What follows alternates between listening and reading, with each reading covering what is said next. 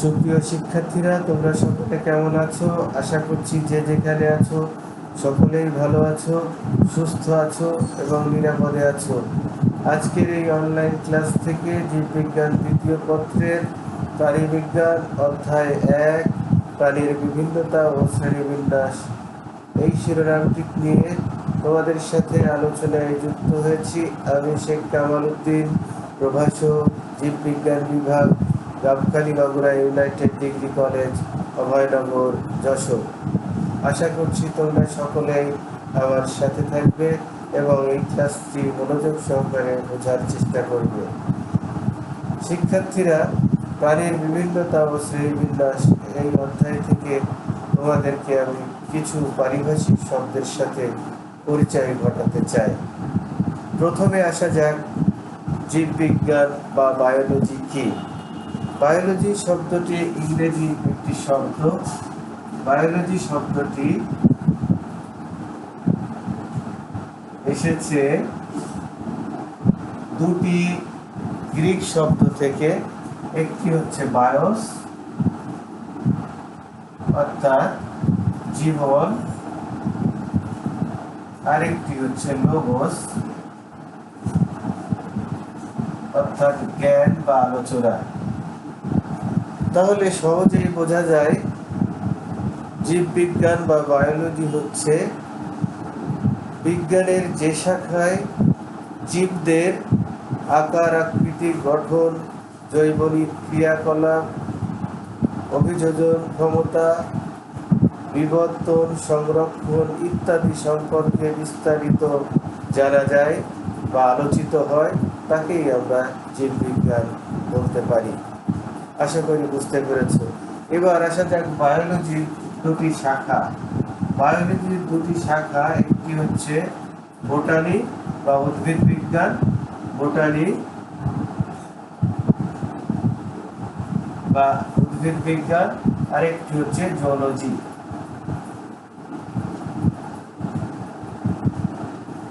Zoology বা প্রাণী বিজ্ঞান। বোটানি দুটি গ্রিক ভাষা থেকে বোটানি কথাটি এসেছে। বোটানি অর্থাৎ উদ্ভিদ বা ফাইটন, আর লোগোস অর্থাৎ জ্ঞান। তাহলে সহজেই বোঝা যাচ্ছে যে উদ্ভিদ সম্পর্কিত জ্ঞান, জীববিজ্ঞানের যে শাখায় উদ্ভিদ সম্পর্কে বিস্তারিত আলোচিত হয় তাকে উদ্ভিদ বিজ্ঞান বলা হয়। উদ্ভিদ বিজ্ঞানের জনক হচ্ছে থিওফ্রাস্টাস। অনুরূপভাবে জুলজি কথাটি এসেছে দুটি গ্রিক শব্দ থেকে। একটি হচ্ছে জুল অর্থাৎ প্রাণী, লোগোস অর্থাৎ জ্ঞান বা আলোচনা। তাহলে এখান থেকেও আমরা বুঝতে পারি যে জীববিজ্ঞানের যে শাখায় প্রাণীদের সম্পর্কিত জ্ঞান অর্জন করা যায় বা যে শাখায় প্রাণীদের সম্পর্কে বিস্তারিত আলোচিত হয় তাদেরকে আমরা প্রাণীবিজ্ঞান বলে। এটি সংক্ষিপ্ত একটি সংজ্ঞা। আশা করি তোমরা বুঝতে পেরেছ। প্রাণীবিজ্ঞানের জনক বলা হয় গ্রিক দার্শনিক অ্যারিস্টটলকে, আর সমস্ত জীববিজ্ঞানের জনক বলা হয় গ্রিক দার্শনিক অ্যারিস্টটলকে।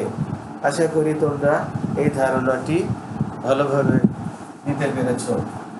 সুপ্রিয় শিক্ষার্থীরা, এবার আসা যাক প্রাণী কি। প্রাণী হচ্ছে যেসব ইউক্যারিওটিক বহুকোষী জীব নিজেদের খাদ্য নিজেরা প্রস্তুত করতে পারে না, খাদ্যের জন্য অন্যের উপর নির্ভরশীল হতে হয়, বিশেষ করে উদ্ভিদের উপর বিভিন্ন প্রকার জৈব বস্তু আহার করে জীবিকা নির্ধারণ করে, সাধারণত পরভোজী স্বভাবের হয়, হলজৈবিক পদ্ধতিতে পুষ্টি প্রক্রিয়া সম্পাদন করে, চলনে সক্ষম এবং পরিবেশের উদ্দীপনায় তাৎক্ষণিক সাড়া প্রদান করতে পারে। এই সকল বৈশিষ্ট্য যাদের মধ্যে আছে তাদেরকেই আমরা প্রাণী বলবো। আশা করি প্রাণীর সংজ্ঞাটি তোমরা বুঝতে পেরেছ। এই সংজ্ঞাটির মধ্যেই প্রাণীর বৈশিষ্ট্যগুলো আছে।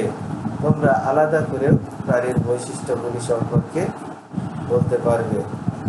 এবার আসা যাক প্রাণীর বিভিন্নতা। পৃথিবীতে এ পর্যন্ত প্রায় 15 লক্ষেরও অধিক প্রাণী আবিষ্কৃত হয়েছে। এদের সকলের বৈশিষ্ট্য কখনো সুনির্দিষ্ট নয়। আকার, আকৃতি, আচরণ, গঠন, প্রকৃতি ইত্যাদির দিক থেকে ব্যাপক পার্থক্য দেখা যায়। পৃথিবীতে সকল প্রাণীর মধ্যে যে ভিন্নতা বিদ্যমান, সেই ভিন্নতাকেই মূলত বলা হচ্ছে প্রাণীর বিভিন্নতা। আশা করি প্রাণীর বিভিন্নতা কথাটির অর্থ বুঝতে পেরেছ। এবার আসা যাক জীব বৈচিত্র্য কি, বায়োডাইভার্সিটি। 1980 সালের পূর্বে বায়োডাইভার্সিটি কথাটি সম্পর্কে অতটা পরিচিতি লাভ করেছিল না। 1980 সালে যখন থমাস ল্যাবজয় একটি বনের সমগ্র জীবরাজিকে জৈবিক বৈচিত্র্যতা অন্তর্ভুক্ত করেছিলেন, তখন থেকে জীব বৈচিত্র্যের শব্দটি নিয়ে বিজ্ঞানীদের মধ্যে বেশ আলোচিত হয়েছিল। যুক্তরাষ্ট্রের একজন বিজ্ঞানী ওয়াল্টার জি রোসেন, তিনি 1986 সালে সর্বপ্রথম জীব বৈচিত্র্য কথাটি প্রবর্তন করেন। তাহলে তোমরা বুঝতে পারছো জীব বৈচিত্র্য শব্দটি সম্পর্কে প্রথম ধারণা প্রদান করেছিলেন জি রসেন। আশা করি জীব বৈচিত্র্য শব্দের প্রবর্তকের নাম তোমরা বুঝতে পেরেছ। এবার আসা যাক জীব বৈচিত্র্য কি। পৃথিবীর জলে, স্থলে, অন্তরিক্ষে বসবাসকারী সমস্ত জীবদের মধ্যে জিনগত, প্রজাতিগত এবং বাস্তুতান্ত্রিক যে ভিন্নতা বা বৈচিত্র্যতা দেখা যায়, তাকেই জীব বৈচিত্র্য বা বায়োডাইভার্সিটি বলে। বায়োডাইভার্সিটিকে আমরা 3 ভাগে ভাগ করতে পারি, অর্থাৎ জিনগত বৈচিত্র্যতা বা জেনেটিক ডাইভার্সিটি, প্রজাতিগত বৈচিত্র্যতা বা স্পেসিস ডাইভার্সিটি এবং বাস্তুতান্ত্রিক বৈচিত্র্য বা ইকোসিস্টেম ডাইভার্সিটি। এখন আসা যাক জিনগত বৈচিত্র্যতা। একটি নির্দিষ্ট অঞ্চলের একই প্রজাতির জীবের মধ্যে যে ভিন্নতা দেখা যায় জিনগত বৈশিষ্ট্যের কারণে, তাকে জেনেটিক ডাইভার্সিটি বা জিন বৈচিত্র্যতা বলে। আশা করি তোমরা জিনগত বৈচিত্র্যতা কি বুঝতে পেরেছ। আরেকটু স্পষ্ট করে দিই, যেমন পৃথিবীর সকল মানুষ একই প্রজাতির অন্তর্ভুক্ত, যাদের বৈজ্ঞানিক নামে আমরা ডাকি হোমো সেপিয়েন্স। কিন্তু এদের আকার, আকৃতি, দেহের গঠন, দেহের রং একরকম নয়। শুধুমাত্র জিনের পার্থক্যের কারণে, জিনগত ভিন্নতার কারণে এদের দেহের রং কালো, সাদা ইত্যাদি হয়ে থাকে। যেমন নিগ্রয়েড, মঙ্গলয়েড ইত্যাদি মানুষদের কথা বলা যায়। এছাড়া উদ্ভিদের বিভিন্ন প্রজাতির ভ্যারাইটি থাকে শুধুমাত্র জিনগত তারতম্যের কারণে। যেমন ধানের বিভিন্ন জাত থাকতে পারে, একই প্রজাতির ধান কিন্তু এদের ভ্যারাইটি বিভিন্ন রকমের হয়। আশা করছি জিনগত বৈচিত্র্যতা বুঝতে পেরেছ। এবার আসা যাক প্রজাতিগত বৈচিত্র্যতা। একটি অঞ্চলের দুটি ভিন্ন প্রজাতির জীবের মধ্যে যে ভিন্নতা বা বৈচিত্র্যতা দেখা যায়, তাকেই আমরা বলব প্রজাতিগত বৈচিত্র্য। যেমন একটি বনে royal Bengal tiger, Panthera Tigris এবং সিংহ প্যান্থেরা লিও অবস্থান করে। দুটি ভিন্ন প্রজাতির শুধু প্রজাতিগত বৈচিত্র্যের জন্য এদেরকে আলাদা আলাদাভাবে পৃথক করা যায়। আশা করছি উদাহরণটি বুঝতে পেরেছ। এবার আসা যাক ইকোসিস্টেম বা বাস্তুতান্ত্রিক ডাইভার্সিটি। ইকোসিস্টেম বা বাস্তুতান্ত্রিক ডাইভার্সিটি হচ্ছে পৃথিবীর বিভিন্ন অঞ্চলে ভিন্ন ভিন্ন জলবায়ু রয়েছে এবং এইসব জলবায়ুর সাথে জীবজগতের প্রতিনিয়ত একটি আন্তঃমিথস্ক্রিয়ার সৃষ্টি হয়। আন্তঃমিথস্ক্রিয়া সংগঠিত হওয়ার ফলে এক একটি স্তর বা একক গড়ে ওঠে, যেটিকে আমরা বলছি বায়োম। যেমন তুন্দ্রা বায়োম, মরুবায়োম, মরুভূমি বায়োম ইত্যাদি।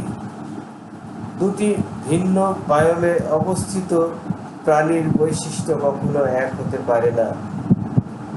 তাহলে বোঝা যায় দুটি ভিন্ন বায়োমে অবস্থিত প্রাণীদের মধ্যে যে বৈচিত্র্য রয়েছে, যে ভিন্নতা রয়েছে, সেই ভিন্নতাই হচ্ছে ইকোসিস্টেম ডাইভার্সিটি বা বাস্তুতান্ত্রিক বৈচিত্র্য। আরেকটি উদাহরণের মাধ্যমে তোমাদের আরো সহজভাবে বোঝার সুবিধা হয়, সেটি হচ্ছে তুন্দ্রা বায়োমের একটি শ্বেত ভল্লুক বনভূমি বায়োমের একটি ভল্লুকের সাথে পরিবেশগত আকার আকৃতি এবং অভিযোজন ক্ষমতার দিক থেকে পার্থক্য রয়েছে। সুতরাং দুই পরিবেশের এদের মধ্যে ভিন্নতা দেখা যায়। এই জন্যে এদেরকে বাস্তুতান্ত্রিক বৈচিত্র্য অন্তর্ভুক্ত করা হয়েছে। আশা করছি জিনগত বৈচিত্র্যতা, প্রজাতিগত বৈচিত্র্যতা এবং বাস্তুতান্ত্রিক বৈচিত্র্যতা সম্পর্কে তোমরা ধারণা লাভ করতে পেরেছ। সুপ্রিয় শিক্ষার্থীরা, এখানে একটি কথা বলে যায়, যদিও আমরা প্রাণী বিজ্ঞান অধ্যায় 1 থেকে পড়ছি, তাহলে প্রাণী বৈচিত্র্য সম্পর্কে তোমরা বলতে পারবে যে সংজ্ঞাটি আমি প্রথম দিয়েছি, শুধু তার পূর্বে প্রাণী কথাটি সংযুক্ত করে দিলে প্রাণী বৈচিত্র্য কি এই সংজ্ঞাটি পরিপূর্ণ হয়ে যাবে। অনুরূপভাবে উদ্ভিদ বৈচিত্র্য কি, উদ্ভিদ কথাটি সংযুক্ত করে দিলে সংজ্ঞাটি পরিপূর্ণ হয়ে যাবে। এবার আসা যাক হট স্পট। পৃথিবীর জীব বৈচিত্র্য সমৃদ্ধ অঞ্চলগুলোকে হট স্পট বলে।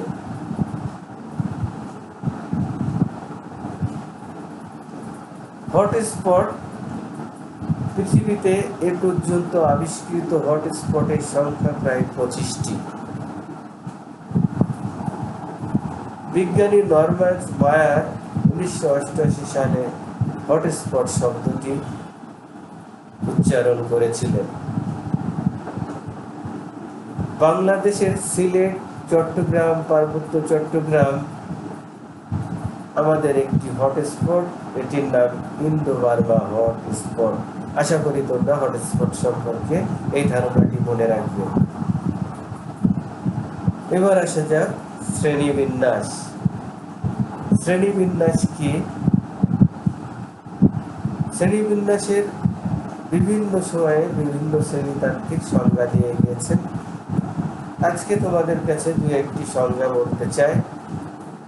প্রথম সংজ্ঞাটি তোমরা এমনভাবে দিতে পারো, একটি আন্তর্জাতিক রীতি বা নীতিমালা অনুযায়ী পৃথিবীর সমস্ত জীবদেরকে সাদৃশ্য ও বৈসাদৃশ্যের ভিত্তিতে জগৎ, পর্ব, শ্রেণী, বর্গ, গোত্র, গণ, প্রজাতি ইত্যাদিতে বিন্যস্ত করার যে পদ্ধতি, তাকে বলা হচ্ছে শ্রেণীবিন্যাস। আশা করছি এই সংজ্ঞাটি তোমরা মনে রাখবে। এবার আসা যাক 1961 সনে সিম্পসন ক্লাসিফিকেশন বা শ্রেণীবিন্যাসের একটি সংজ্ঞা দিয়েছিলেন। সেই সংজ্ঞাটি ছিল এরকম, তিনি বলেছিলেন, classification is the ordering of plants or animals into groups or sets on the basis of their relationship। অর্থাৎ পারস্পরিক সম্পর্ক বা আত্মীয়তার ভিত্তিতে জীবদেরকে উদ্ভিদ ও প্রাণী বিভিন্ন দলে এবং উপদলে বিন্যস্ত করার নামই হচ্ছে শ্রেণীবিন্যাস। আশা করছি শ্রেণীবিন্যাসের সংজ্ঞাটি তোমাদের মনে থাকবে। প্রিয় শিক্ষার্থীরা, এবারে আসা যাক প্রজাতি কি। প্রজাতির সংজ্ঞা দেওয়া বেশ কষ্টকর। 1977 সালে স্ট্যান্সফিল্ড বলেছিলেন, প্রজাতির সংজ্ঞা দেওয়া বড় কষ্টকর। প্রজাতির সংজ্ঞা দেওয়া বড় কষ্টকর। প্রজাতির এমন কোনো সংজ্ঞা আজ পর্যন্ত কোনো শ্রেণীতাত্ত্বিক দিতে পারে না যা কোনো শ্রেণীবিন্যাসবিদকে সন্তুষ্ট রাখতে পারে। তবে আজকে তোমাদেরকে প্রজাতির দু একটি সংজ্ঞা আমি বলে দিতে চাই। প্রথমটি হচ্ছে, প্রজাতি হচ্ছে এমন একদল জীবগোষ্ঠী যারা নিজেদের মধ্যে যৌন মিলনের ফলে উর্বর সন্তান উৎপাদনে সক্ষম, কিন্তু অন্যদের সাথে যৌন মিলনে উর্বর সন্তান উৎপাদনে অক্ষম, তাদেরকে প্রজাতি বলা হচ্ছে বা স্পেসিস বলা হচ্ছে। যেমন উদাহরণ দিলে বোঝা যায়, বাঘ এবং সিংহর সাথে যদি সংক্রায়ন করা হয় তাহলে যে জীবটি উৎপন্ন হয় তাকে বলা হয় লাইগার। এই লাইগার উর্বর সন্তান উৎপাদনে অক্ষম, সুতরাং লাইগারকে আমরা প্রজাতি বলতে পারবো না। আশা করি প্রজাতির এই সংজ্ঞাটি তোমাদের মনে থাকবে। এবার আসা যাক আর্নেস্ট মায়ার 1969 সালে প্রজাতির একটি সংজ্ঞা প্রদান করেছিলেন। সেই সংজ্ঞাটি ছিল এমন: species are groups of interbreeding natural population that are reproductively isolated from the other such group। অর্থাৎ প্রজাতি হচ্ছে এমন একদল প্রাকৃতিক জীবগোষ্ঠী যারা অন্তঃপ্রজননক্ষম, জনন ঘটিত বিষয়ে অন্য জীব থেকে স্বতন্ত্রতা বজায় রাখে। এটি ছিল আর্নেস্ট মায়ারের একটি সংজ্ঞা। আশা করি প্রজাতির এই সংজ্ঞা দুটি তোমরা মনে রাখতে পারবে। প্রিয় শিক্ষার্থীরা, আশা করি এই পারিভাষিক শব্দগুলো সম্পর্কে তোমরা আজকে জানতে পেরেছ। আগামীতে তোমাদের সাথে আবার দেখা হবে সেই প্রত্যাশা নিয়ে আজকে আমি আমার এই ক্লাসের ইতি টানতে চাচ্ছি। ততক্ষণে তোমরা সকলে ভালো থাকবে, সুস্থ থাকবে এবং নিরাপদে থাকবে, সেই প্রত্যাশা নিয়ে বিদায় নিচ্ছি। সকলকে আবারও ধন্যবাদ। খোদা হাফেজ।